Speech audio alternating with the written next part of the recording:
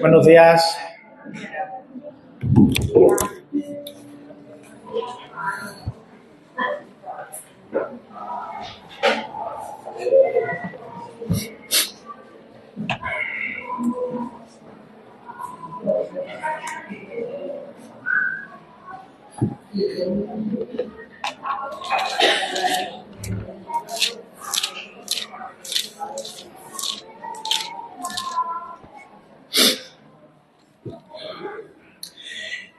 Muy bien, qué bueno veros a todos. Esta mañana no he podido saludaros porque estábamos terminando el estudio, así que me alegro de veros. Es un placer poder estar aquí con vosotros y sobre todo poder estar juntos, que es algo que es verdad que con algunos hermanos pues es más fácil, pero con otros pues es más complicado. Así que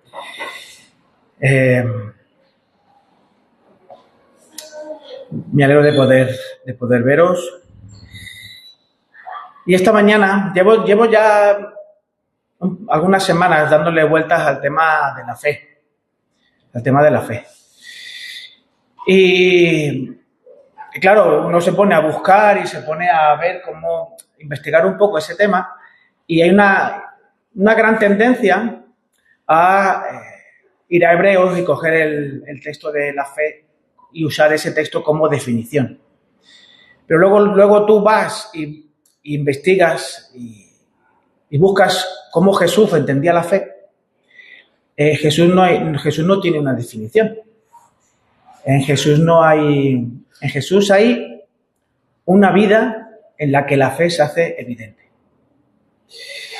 Entonces, teniendo en cuenta eso, pues esta mañana os traigo un compartir, un diálogo con el Señor, como bien sabéis que me gusta llamarlo, un diálogo con el Señor, en el que nos invita a reflexionar sobre la fe frente a la vida real. No una definición teórica, sino frente a nuestra vida de todos los días, en cómo nosotros vivimos la fe. Y para ello voy a utilizar 3 pasajes, ya esta mañana se leyó uno, pero voy a utilizar 3 pasajes en los que vamos a ver la fe frente a la vida real.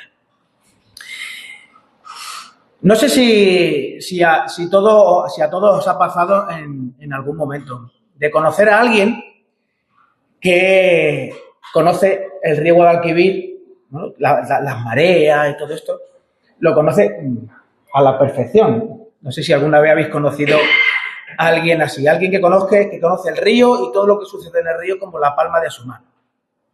Entonces, cuando te lo encuentras en el bar o en la cafetería o en la cola del supermercado, donde, bueno, solemos encontrarnos a este personaje, pues te empieza a hablar de las corrientes del río, de cómo hay que cruzarlo, de cómo salen los barcos a pescar, de qué pasa con el viento de poniente, qué le sucede al río, qué peligros hay con el viento de levante, qué le sucede al río, qué peligros hay.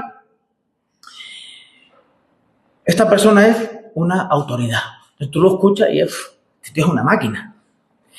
Y quizá a primera vista, eso a mí me ha pasado, quizá a primera vista, pues esta persona te parece el típico maestro liende que de todo sabe y nada entiende, ¿no?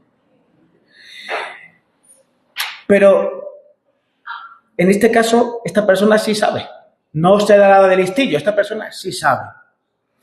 Por los detalles que te da, no solo por grandilocuencia, sino por detalles que te da sobre el río, por cómo lo ves respondiendo a los que quieren pescar. Este hombre habla con los que quieren pescar en el río y le pregunta y él le responde y le habla con detalle, ¿no? Generalmente, como si vosotros me preguntáis a mí sobre la ecuación general de la relatividad, que yo puedo decir que fue Einstein y tal, pero tú hablabas con esta persona y te dice, mira, pues en esta zona del río, si quieres pescar, cuando levante, pescarás estos pescados. Y en el otro lado, pues está, ¿no? Por los detalles, tú lo ves. Lo curioso es que cuando alguien le preguntó si ha salido alguna vez al mar, este personaje dijo que ni una vez se había subido a una barca. Y yo me quedé pensando, si este hombre sabe tanto del río, tanto de la marea, tanto de los vientos, tanto... ¿Por qué no se ha subido nunca a un barco? ¿Qué le impide? ¿A qué le tiene miedo?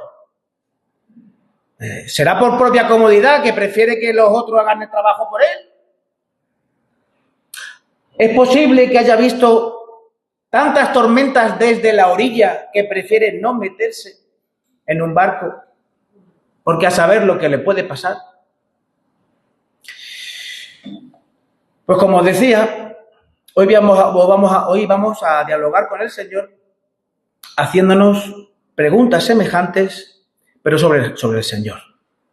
Porque quizás muchos de los presentes, aunque no todos, pero quizás muchos de nosotros llevamos años conociendo al Señor, sabemos su historia, conocemos sus palabras, conocemos lo que enseña esa doctrina,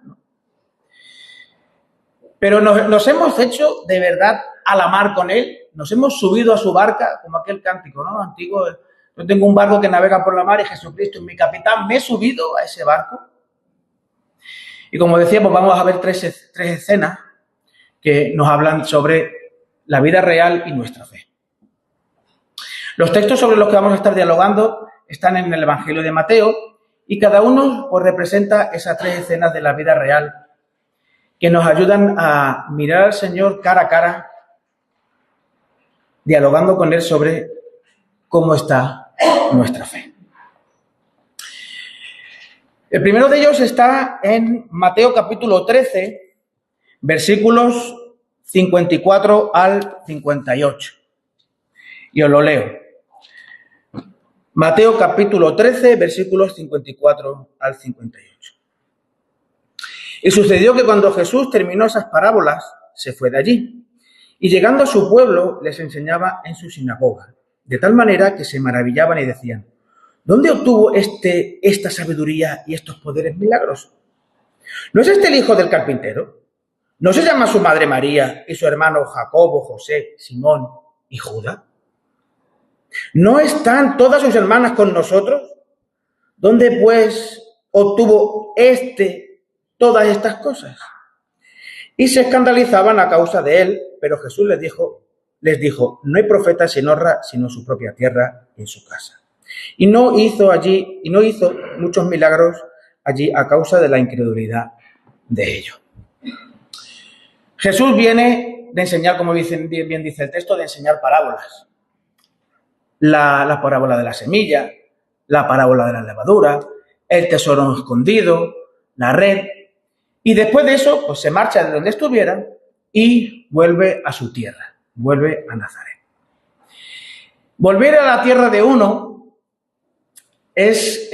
no es volver a un lugar que te indica el GPS, como yo pongo muchas veces. Llévame a tal sitio y me lleva. O sea, me lleva no, yo le tengo que seguir. Bueno, sí, me lleva. Volver a tu tierra es volver a los olores de una casa que te son familiares, al puchero de la abuela, al cocido de no sé qué, a las arepitas de agua de sapo, yo qué sé. Es volver a unos olores de una casa, a las voces que tú reconoces sin mirar, a la gente que ya sabe tu nombre antes de que tú le digas nada. Es volver al lugar donde no tienes que presentarte. Hola, soy Rubén. No, yo ya aquí la gente me conoce.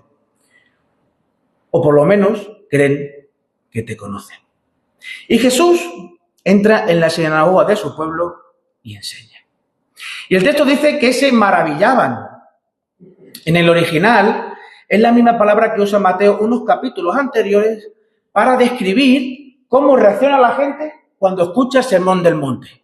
Se quedaban asombrados, con la boca abierta, flipados. Se quedaban, madre mía, ¿cómo puede ser esto? Y es la misma reacción que tenía cualquier lugar a donde Jesús iba. La gente oía a Jesús de primera y se quedaba atónita. Y durante un instante, en Nazaret pasa exactamente lo mismo que pasa en cualquiera de estas partes. Reconocen que en Jesús hay algo que les deja asombrados. ¿De dónde saca? De hecho, además, fijaros las palabras, ¿no? ¿De dónde saca este? No en plan, ¿de dónde saca Jesús? O ¿de dónde saca? Sino este. Hay cierto desdén, ¿no? Cierta cuestión despectiva. ¿De dónde saca este? ¿De dónde saca esta sabiduría y estos milagros? Hombre, reconoce en las palabras de Jesús sabiduría y saben que Jesús ha hecho milagros, porque de hecho la propia pregunta que se hace sabe que Jesús ha hecho milagros. Su fama ya le precedía. Entonces, así me lo imagino yo, no lo dice el texto, pero así me lo imagino yo. Entonces, tras las palabras del Señor, tras la enseñanza del Señor, unos se comentan a otros. ¿No es este el hijo del carpintero? ¿Ese que te hizo a ti la cama para el niño? Pues sí. Y la que estaba sentada allí atrás era su madre. Y sus hermanos son menganito, sutanito. No, tú sabes que estos, algunos es un poco raro de fiar, ¿eh? Porque aquí todo el mundo nos conocemos, somos un pueblecito de 250 personas, aquí todos nos conocemos. Y estas son sus hermanas.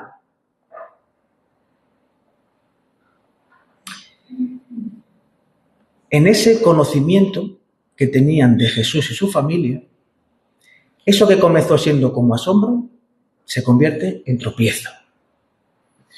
El texto usa la palabra, más como hemos leído la palabra, se escandalizaban, pasan del asombro más absoluto al escandalizarse.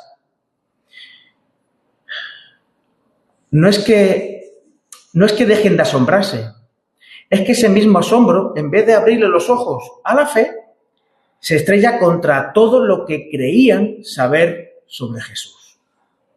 Es como si entre pregunta y pregunta hubiera corrido un murmullo. Sí, pero si este lo conocemos de toda la vida. Y ese murmullo bastó para cerrar lo que un momento había sido abierto. Y el pasaje no termina ahí, termina con una frase que pone nombre a lo ocurrido. Y no hizo allí muchos milagros a causa de su incredulidad. Y aquí me gustaría detenerme un poquito más. Porque esto no es solo la historia de Nazaret. Es una tentación muy concreta para quien lleva años en la fe.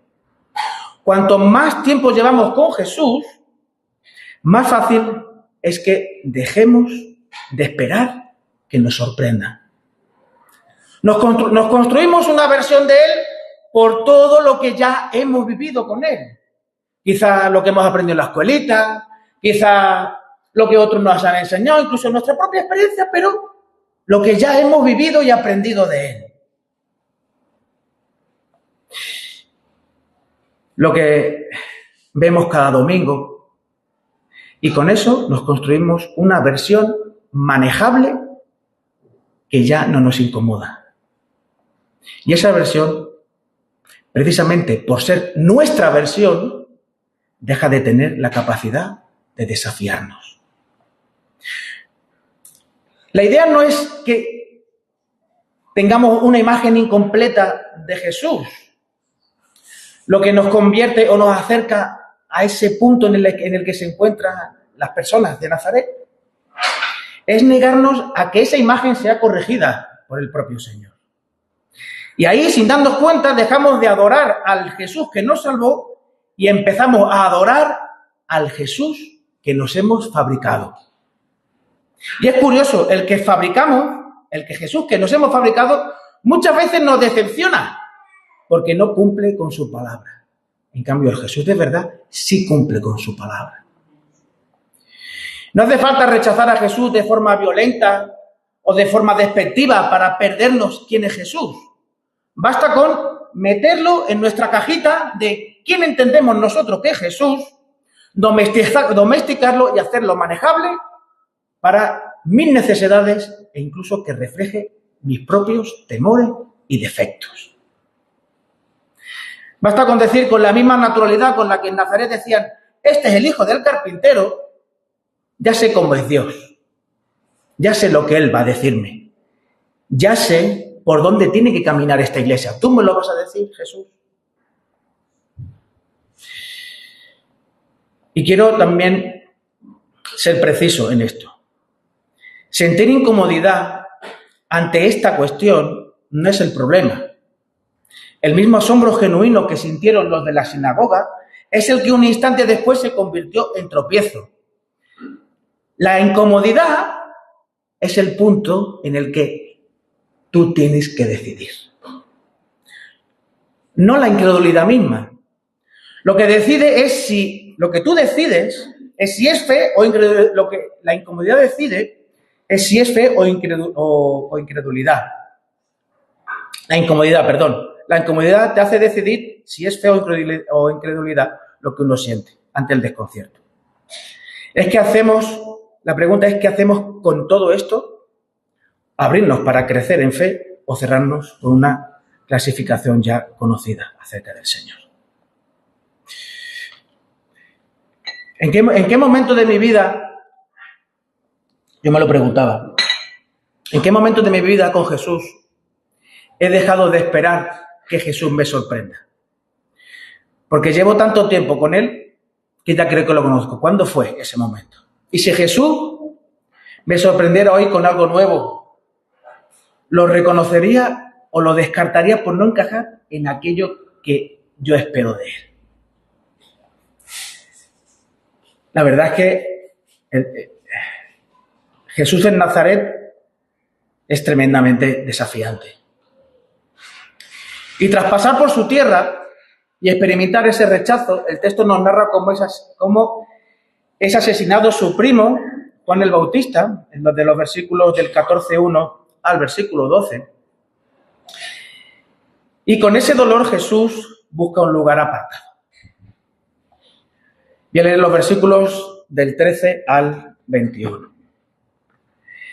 Al oír esto, Jesús se retiró de allí en una barca, él solo, a un lugar desierto. Y cuando las multitudes lo supieron, le siguieron a pie desde las ciudades.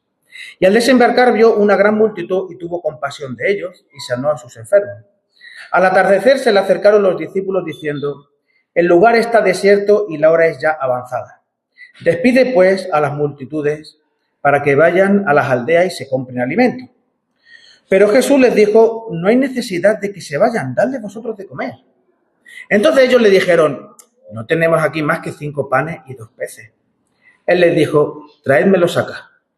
Y ordenando a la muchedumbre que se recostara sobre la hierba, tomó los 5 panes y los 2 peces. Y levantando los ojos al cielo, bendijo los alimentos y partiendo los panes, se los dio a los discípulos y los discípulos a la multitud. Y comieron todos y se saciaron. Y recogieron lo que sobró de los pedazos, 12 cestas llenas. Y los que comieron fueron unos 5.000 hombres, sin contar las mujeres y los niños.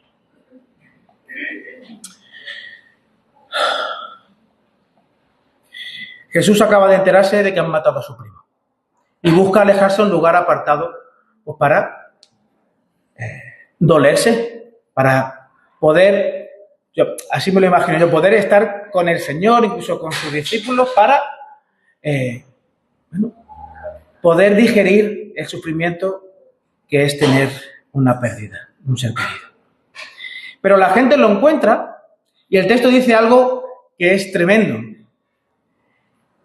Vio una gran multitud y Jesús, en medio de su dolor, tiene compasión de ellos.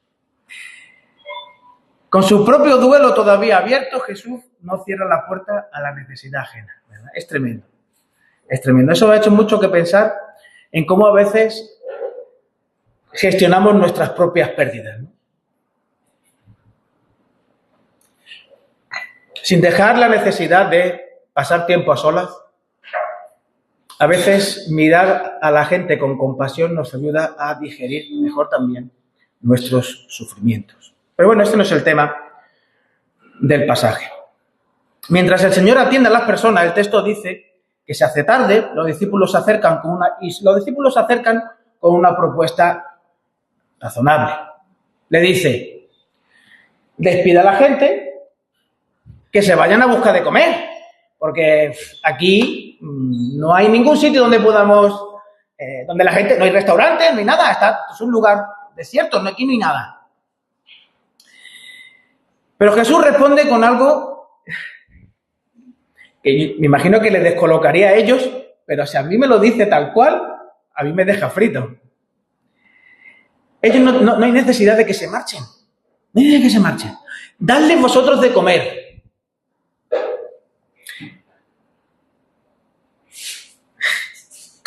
¿Cómo? Yo no puedo evitar imaginarme a Juan, el más jovencito, revisándose el bolso, el macuto ese que ha traído, el zurrón o lo que sea, buscando a ver que le demos nosotros de comer. Me pongo a Santiago pensando: ostras, anoche cenamos tortilla de patata. No, voy a mirar a ver si ha sobrado algo. A Pedro pensando: ostras, tenía que haber pescado más. Porque claro, ¿cómo le vamos a dar de comer a toda esta gente? ¿Cómo lo hacemos? ¿Podría haber incredulidad en la respuesta a las palabras que le dicen los discípulos a Jesús de: bueno, Señor, mándalos, porque aquí no hay... ¿Podría haberla? El texto no lo deja claro. Lo que sí deja claro es que lo que hay es una respuesta de: ¿y cómo lo hacemos? ¿Y cómo lo hacemos? Alguien podría pensar que sí, que dudar de tener suficiente es ya una falta de fe. Pero el desconcierto, la sensación de estar desbordado ante algo que te queda grande, nos queda grande,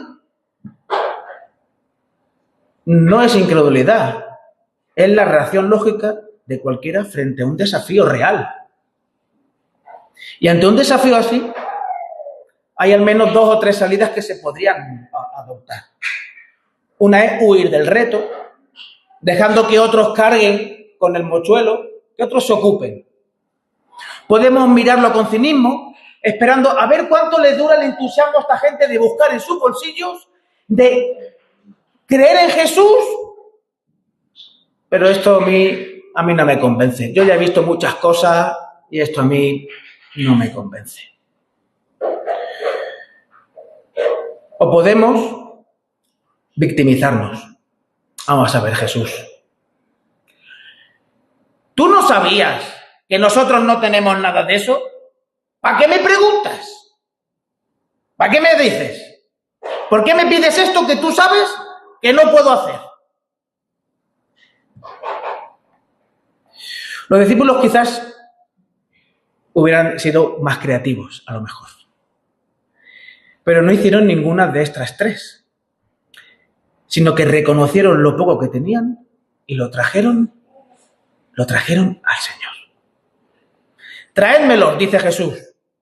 Y ellos, desconcertados pero obedientes, se lo traen.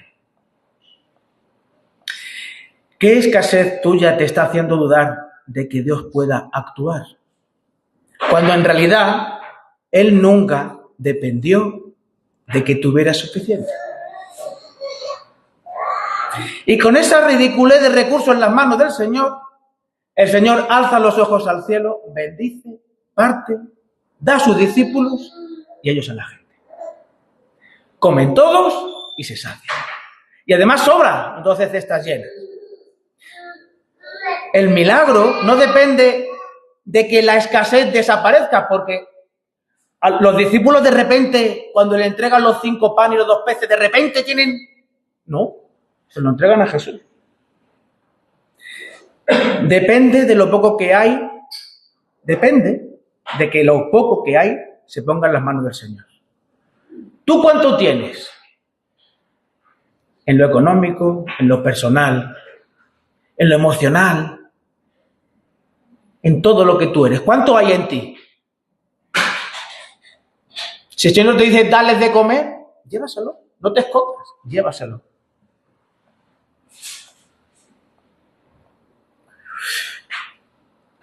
¿Qué te está pidiendo el Señor que hagas hoy, aunque sientas que no tienes lo necesario para hacerlo? Después de dar de comer a la multitud, el Señor hace que los discípulos suban a la barca y crucen al otro lado. Este es el pasaje que se leyó al principio. Mientras Él despide a la gente, sucede todo esto. Y entonces, por fin, da la sensación que el Señor encuentra aquello que estaba buscando desde el principio, que era estar a solas con el Señor, con el Padre, y poder hablar con Él de lo que le estaba pasando y del sufrimiento que estaba teniendo. Mientras tanto, la barca ya está lejos de tierra, azotada por las olas, porque el viento era contrario, dice el texto.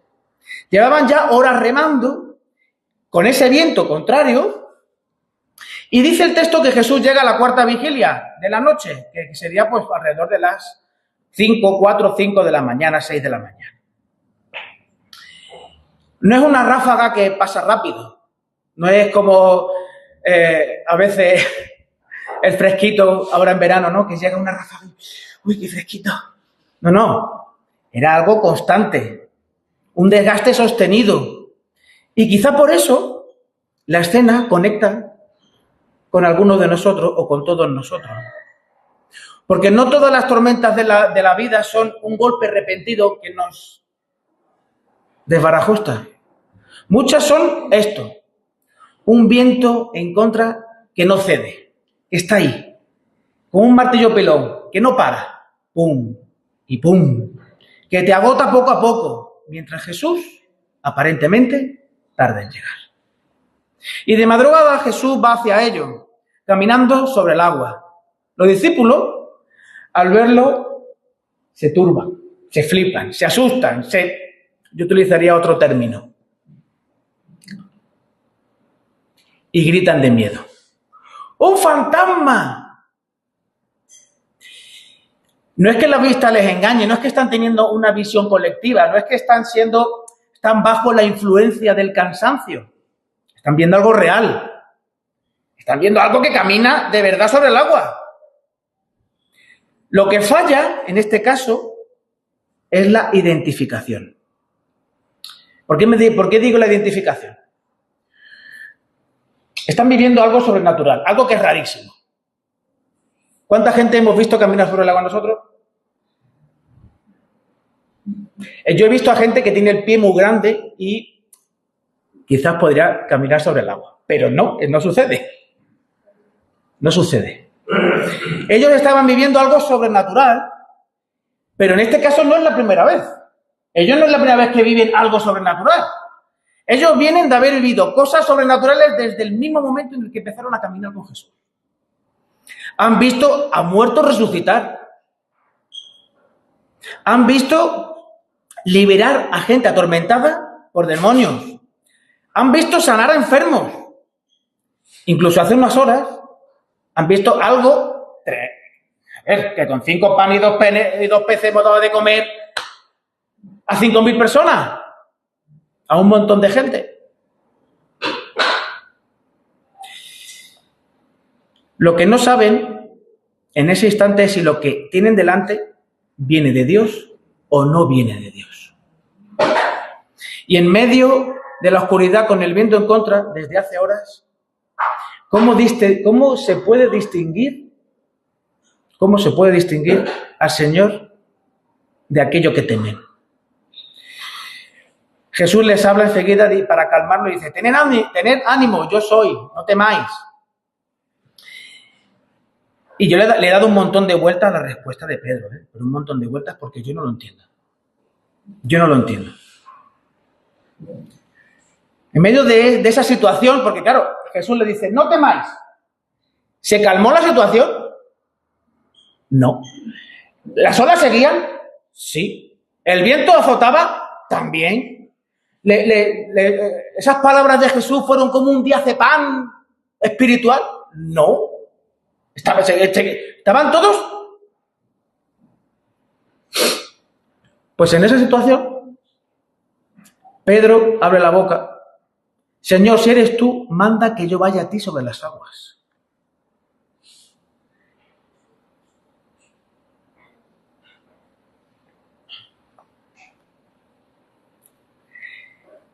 Tengo un problema en el 15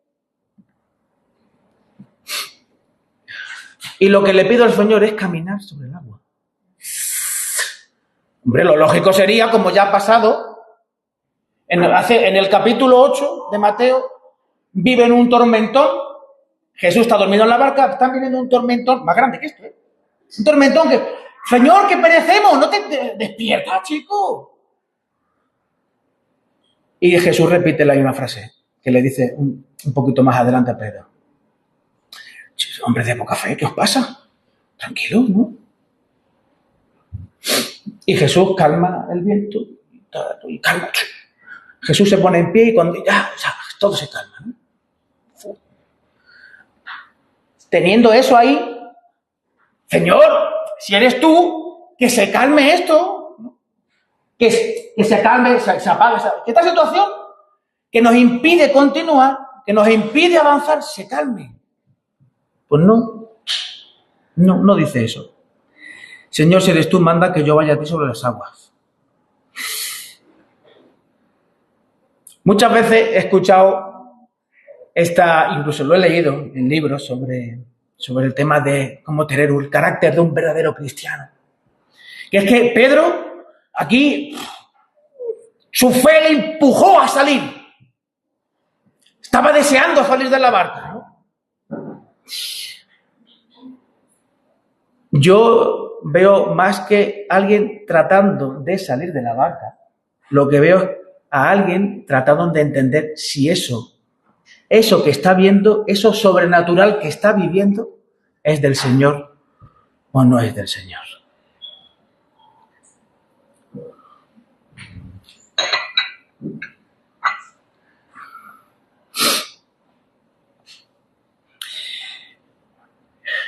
Pedro le pide a Jesús hacer lo mismo que él.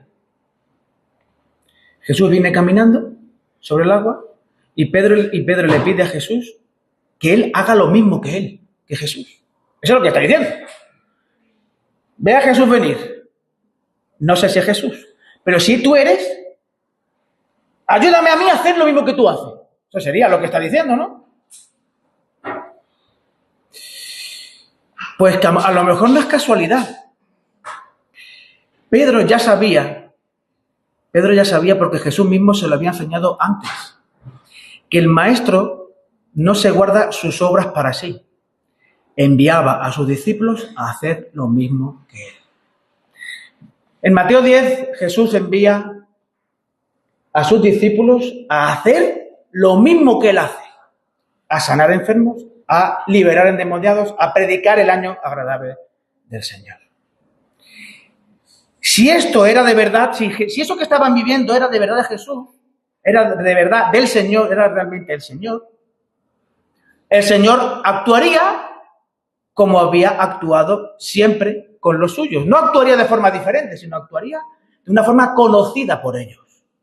No dejando a nadie fuera, sino invitando a entrar en lo que el propio Señor está haciendo. Y Jesús responde con una sola palabra: ven.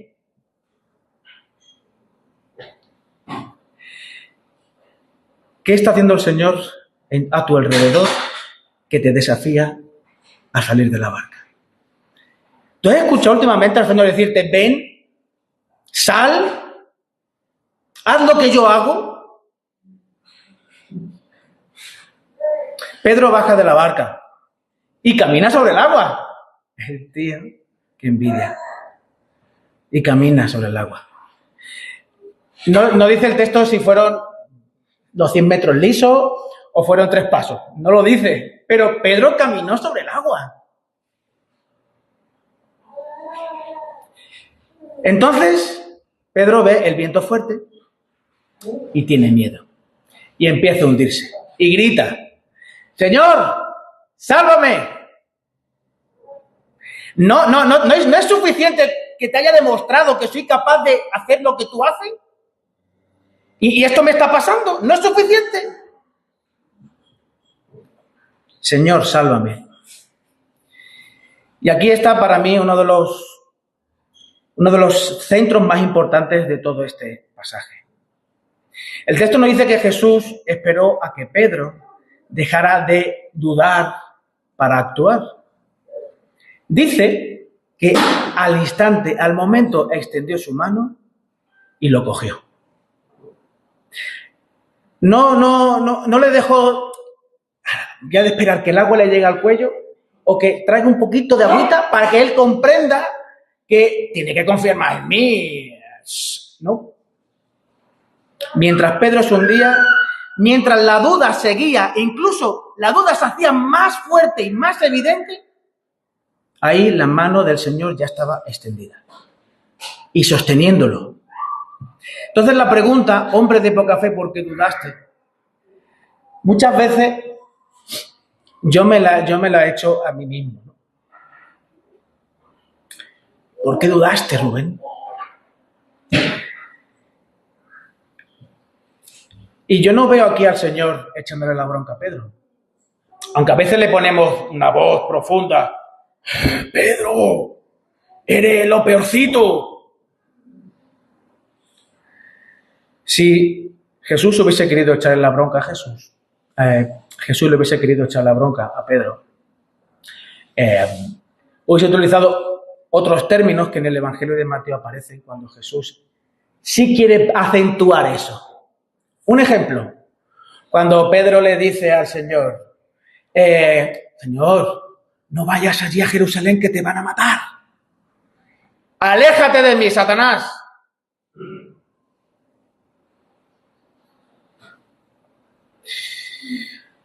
Lo que gobierna la escena no es la ausencia de duda, sino la escucha atenta de la voz de Jesús. Ven. Pedro sale porque responde a lo que oyó, no por ser un tío súper espiritual, con una fe del 15. No. Pedro escucha, ven, y él fue. Suben los dos a la barca, cesa el viento y los que estaban allí lo adoran. Verdaderamente eres hijo de Dios. ¿Recordáis la pregunta con la que empezamos? ¿Qué le impide a alguien hacerse a la mar, aunque sepa mucho sobre ella? Pues el texto de hoy nos da respuesta. Lo que saca a alguien de la barca no es dejar de tener miedo, no es dejar de tener dudas. Es escuchar una voz lo suficientemente fuerte que te dice, ven. Y uno responde. Aunque la duda venga en el mismo paquete. Porque ¿quién no se siente desbordado cuando el Señor le pide cosas? ¿Quién no se siente desbordado?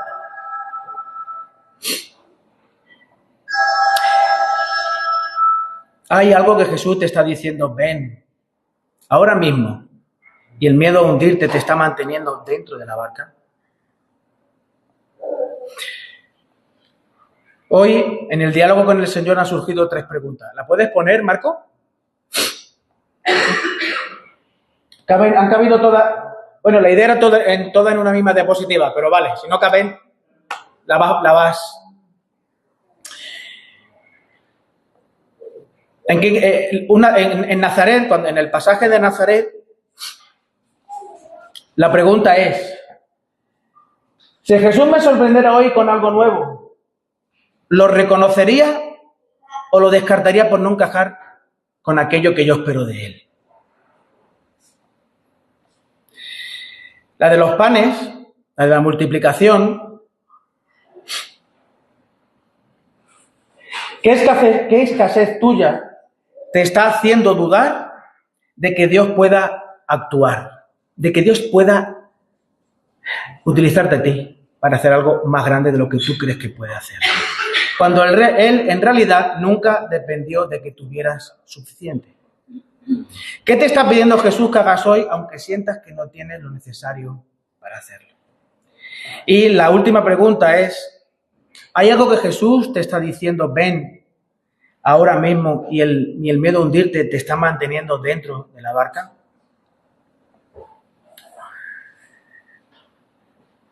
Vamos a tener un tiempo de oración. Le voy a pedir a Marco que ponga un poco de música de fondo. Y os invito a reflexionar sobre las preguntas. Incluso a que si ya tienes respuesta, lo compartas con algún hermano tuyo, con tu pareja, con quien tú quieras. Para que esto no se quede en simplemente unas preguntas que sí, que están bien, sino para que realmente el Señor haga en nosotros lo que realmente quiere hacer con cada uno de nosotros. Adelante, Marco, pon la música, por favor.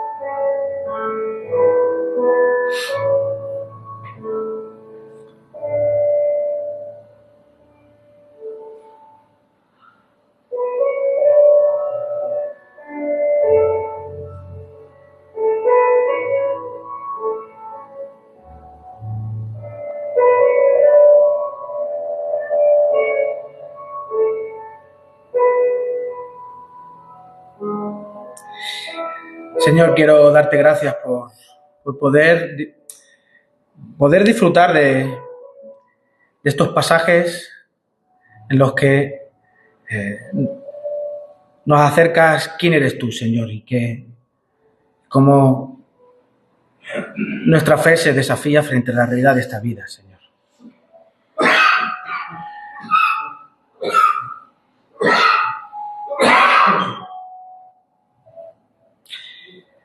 Señor, yo quiero que me sorprendas, Señor. Perdóname si te encasillo dentro de mis patrones y de mis miedos. Ayúdame, Señor.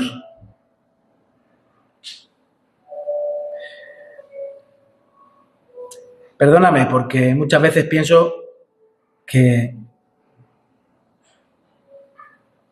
como no tengo los suficientes recursos personales y espirituales para hacer lo que tú quieres, pues me siento en el escalón de mi puerta.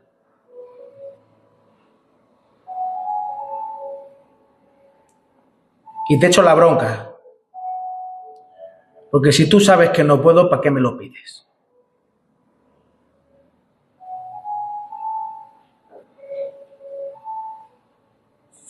Perdóname, Señor.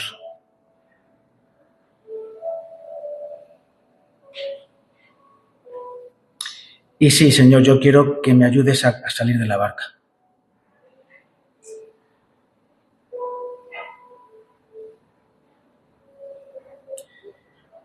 No quiero ser un maestro liendre que vende humo. Quiero, Señor, experimentar lo que es caminar sobre el agua. Porque al final, Señor, al final de ese camino, cuando la barca llegó a donde tenía que llegar, muchas personas que te necesitaban te encontraron. Yo quiero eso, Señor. Yo quiero ver eso. Ayúdanos, Señor. Muchas veces, Señor, me tengo que acercar a ti como el padre de aquel niño que te pedía que lo curaras pero que no tenía fe suficiente. Y te pidió que le ayudases a tener más fe. Señor, así somos, así soy. Personas, hijos tuyos en el que la duda y la confianza conviven dentro de una misma realidad. Pero aún así, Señor, tú extiendes tu mano y nos levantas, Señor, me levantas. Gracias, Señor. Gracias, Señor.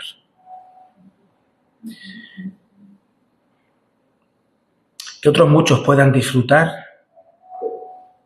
de tu mano, Señor, sacándolos de la vida en la que están metidos. Y gracias por permitirnos colaborar contigo en todo lo que tú quieres, Señor. Gracias. En tu nombre. Amén.